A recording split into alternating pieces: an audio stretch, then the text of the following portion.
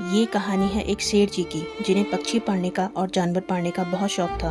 उन्होंने घर में एक तोता रखा हुआ था। उनके घर में एक मुर्गा भी था और एक बकरी भी थी। एक दिन कहीं से उनके घर में चूहा आ गया। बस वही समस्या की जड़ था।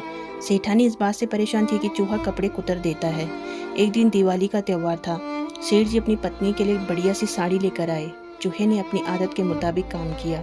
उसने उस साड़ी में एक बड़ा सा छेद कर दिया। सेठानी अपनी नई साड़ी को देखकर आग बबूला हो उठी और सेठ जी से कहा कि आप इस चूहे को पकड़िए। सेठ जी शाम में एक चूहादानी लेकर आ गए। यह देखकर चूहा डरने लगा और घबराने लगा कि अब तो मैं इसमें कैद हो जाऊंगा, मुझे यहाँ से बाहर फेंक देंगे। सब कुछ अच्छा चल रहा था, सब बिगड़ जाएगा। वो चूहा तोते के पास गया और कहने लगा, भाई मेरी मदद करो। उस तोते ने कहा, मैं तुम्हारी मदद क्यों करूं? चूहा बोला, ये लोग मुझे चूहादानी में कैद कर लेंगे। तोते ने कहा, मुझे इससे क्या लेना? तोते से निराश होकर चूहा मुर्गी के पास गया। बोला, भाई मेरी मदद करो। मुर्गा बोला, मुझे इससे क्या लेना देना? फिर वह बकरी के पास गया और बकरी ने भी मना कर दिया। बेचारा चूहा समझ नहीं पा रहा था कि अब क्या होगा।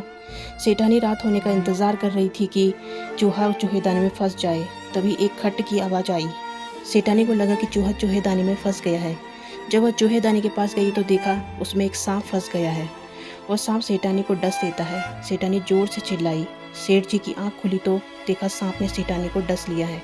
वे तुरंत उन्हें डॉक्टर के पास ले गए तो डॉक्टर ने कहा, एक ही तरीका है जिससे ये बच सकती हैं, इनको तोते का सूप पिलाना पड़ेगा। सेठ जी को याद आया कि घर में एक तोता है।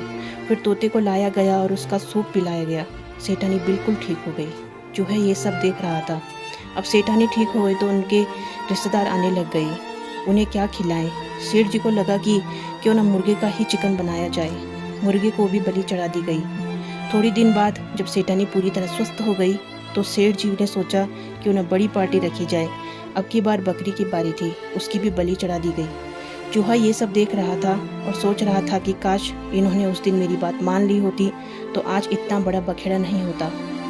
याद रखिए, अपने सिर्फ वही नहीं होते जो सिर्फ तस्वीरों में खड़े होते हैं, बल्कि अपने वो होते हैं जो तकलीफ़ों में भी साथ खड़े होते हैं। अगर आपको ये कहानी अच्छी लगी हो तो वीडियो को लाइक और चैनल को सब्सक्राइब ज़रूर करें। मिलते हैं अगली बार इसी तरह की कहानी के साथ।